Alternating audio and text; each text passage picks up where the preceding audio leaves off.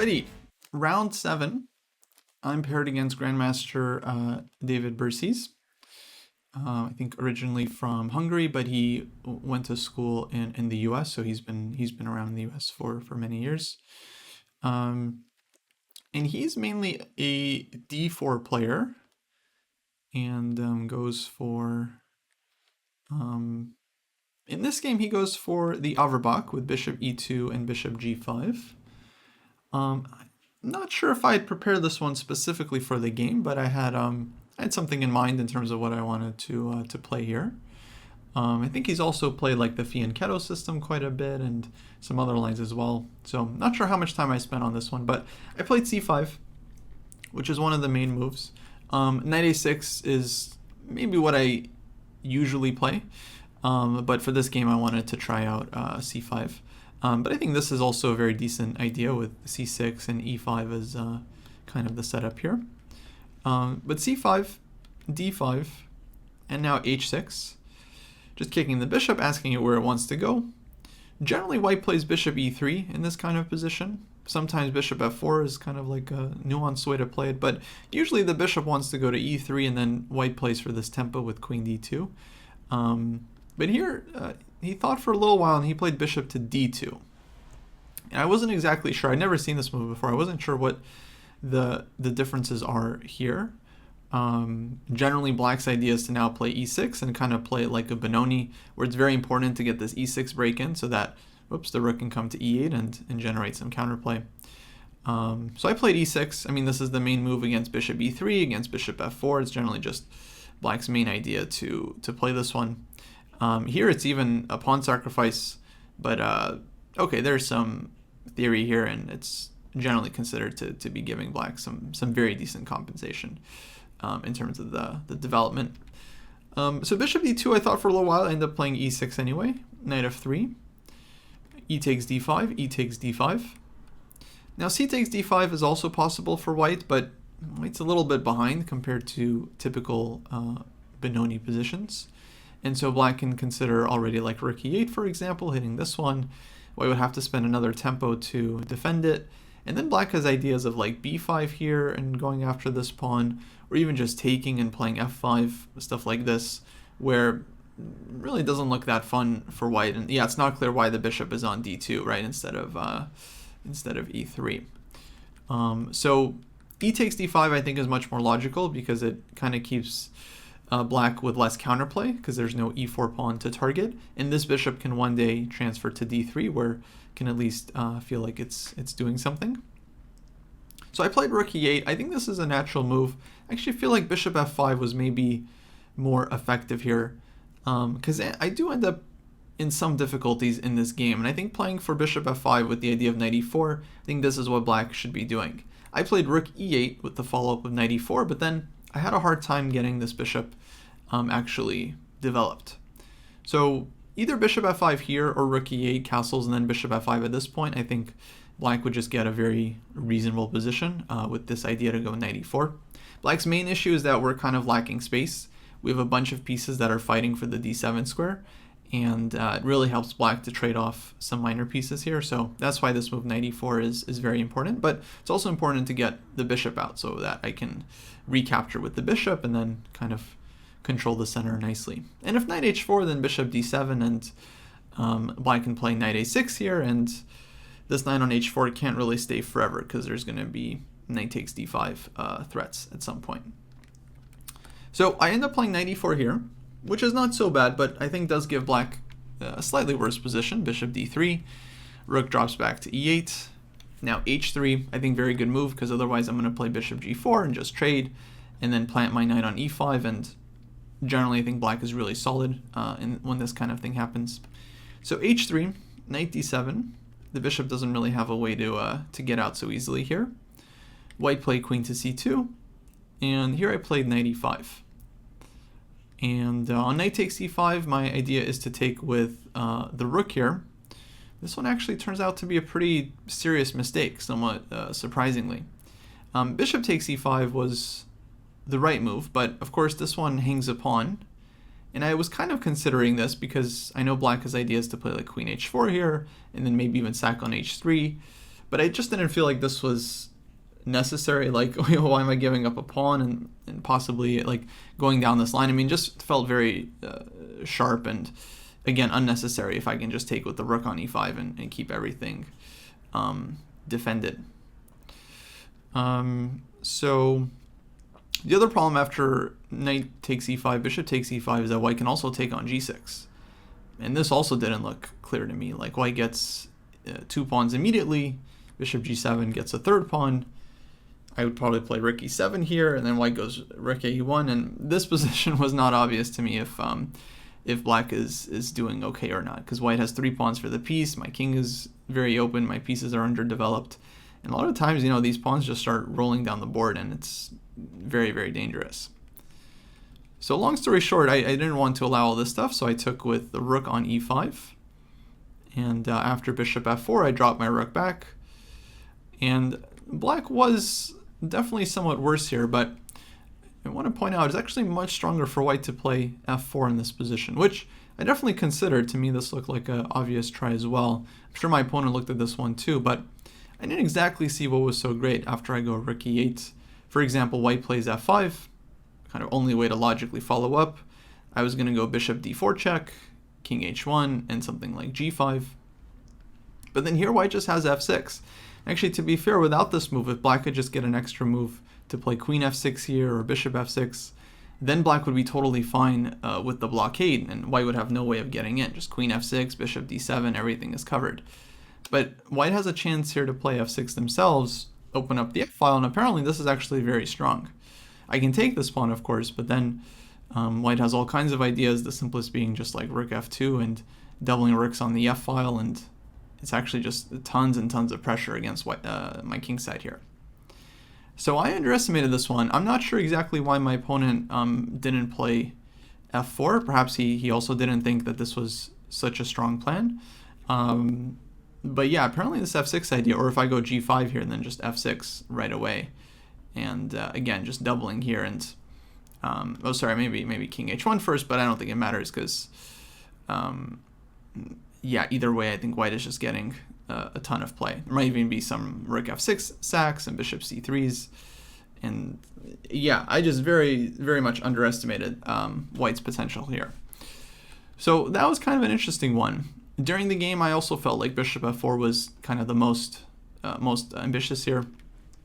Rook e8, rook e1. Now I'm kind of forced to take on e1, rook takes e1. And this was kind of an interesting moment because it feels like everything is equal material, but I am under a certain amount of pressure here because of this d6 weakness. And because of this, black is always going to be at least somewhat worse here. So I wasn't sure what to do. I ended up spending quite a bit of time here, but I was really happy with the solution I found, and that was to go bishop to d7. So I'm hanging the pawn, outright hanging the pawn, but I am trying to develop the bishop. But the point is on bishop takes d6, I can play bishop a4. And I'm forcing white to go into this kind of position with opposite color bishops. Black is down a very healthy pawn, but has this like extremely powerful blockade on the dark squares. And I wasn't like totally sure, but I felt like black should probably be all right here. Like if rook e8 check, we can trade rooks and play like bishop f8, for example, and yeah, it just seemed very, very difficult for white to be able to break through here. So I was kind of quite happy with this decision because it's not easy to just give up a pawn. You know, it's a strong player, but I did feel like I'm going to hold that position afterwards. And yeah, after some thought, my opponent played queen to d2 here, which attacks the pawn and keeps this one alive. But now I have queen f8 to defend both. And my plan here is just to go rook e8, just complete my development, finally trade off the rooks. And the more pieces that come off, then closer black is to kind of holding the position. So here h4 was played. I think the engine recommends g4 and gives white some advantage, but it's not really so obvious how actually white should be trying to convert the position. After h4, I went rook e8, takes, queen to e3. And this was another critical moment where I felt like I made quite a good decision here because white is starting to go queen to g3 at this point and just take on d6. And yeah, if I lose this pawn, and allow white to keep the dark square bishop, then it could be extremely bad for black. But I figured out that I can play this move, bishop to d4, which hits the queen. If white goes queen to g3, which I felt like was critical, I actually have no good way of defending the d6 pawn, but my idea was to play queen to e7 and play for queen e1 check with a lot of counterplay. Hey, Jesse Feb with the raid. Welcome, everyone. Welcome. Thank you, Jesse. Hope you guys had a good stream. I'm just reviewing some of my recent games from this Norm event that I played last month now. It's been over several weeks. And we're actually just going through the round 7 game. I was playing black here and actually trying to defend worse position. Overall, tournament went all right. Finished with 5 out of 9.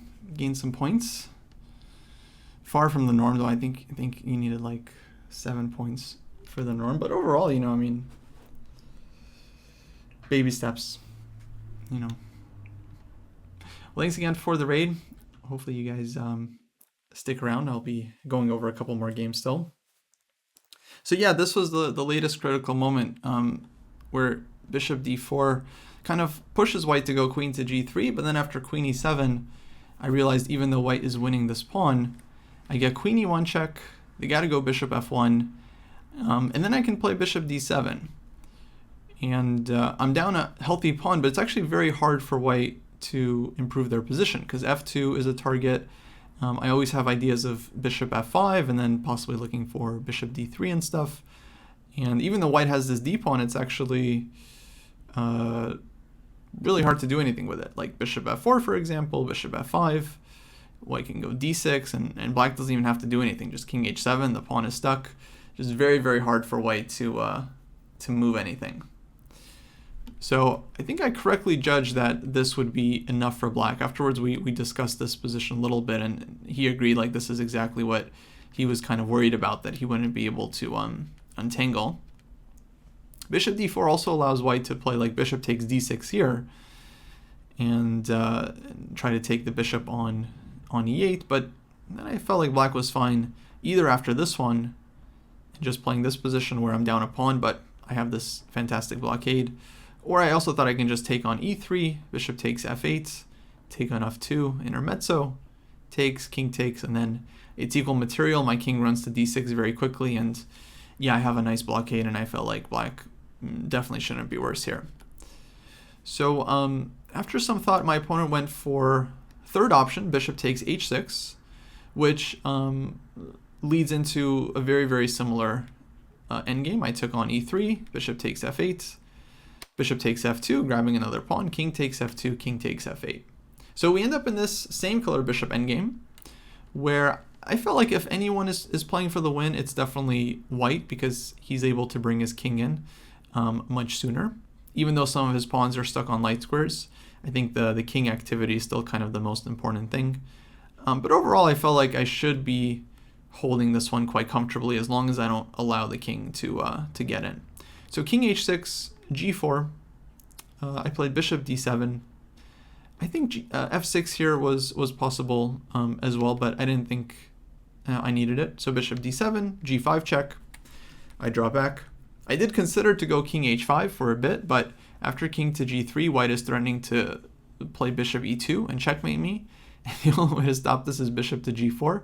And it kind of looks like black is holding, like, if white tries to play like for bishop f3, we can just trade and this h-pawn is hanging. But it's actually just totally losing for black, because white can just maneuver the bishop over to h3. And I'm just going to get Zugzwang here because my king has no moves and I got to just keep moving my bishop. So bishop goes to h3, bishop d7, bishop e8, and black is going to lose this one very quickly. So that was maybe the last chance to lose the game. I played king g7. Now white played b3. And yeah, I was looking at this one for a while, and it's really, really hard for white to come in. If they try like bishop e2, playing for like bishop g4, I can go for the king and pawn endgame, and it's actually very hard for black to lose it. I can just shuffle back and forth. If h5, just king g7, h6, king h7, and white just has no way of breaking through. And if white tries to walk over to the queen side, eventually white would break through here, but the problem is it just takes too much time. As soon as the king starts moving away, I can just play f6, and then okay, white has to be careful not to lose it. So let's say, for example, I would just wait and see what the king does, and if the king runs too far away, then f6, and yeah, this would be big problems for white. So actually, even here, I'm not sure if I maybe white is in time to make it kind of tricky, but yeah, we can just like keep shuffling with the king, for example. And okay, if white ever goes too far, then we'll play f6 or f5. Let's say f6, and yeah, now this one would be problematic. So I think there are other ways as well. Like I can also take on h5 here, and I don't think white is winning this one either. That might be even simpler. So yeah, I wasn't too worried here, and we end up making a draw pretty quickly after b3, a5. White played a4. He offered a draw, and I accepted as, yeah, no one really has any winning chances anymore.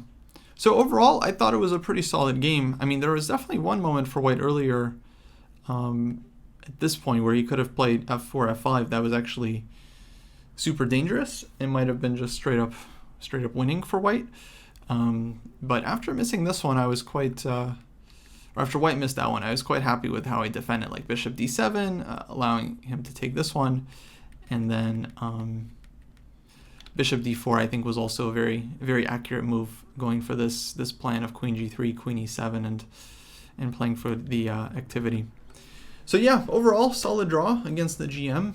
And then after this game, I think I was still on +1. So going into the 8th round, I would have 4 out of 7. So yeah, pretty decent results so far.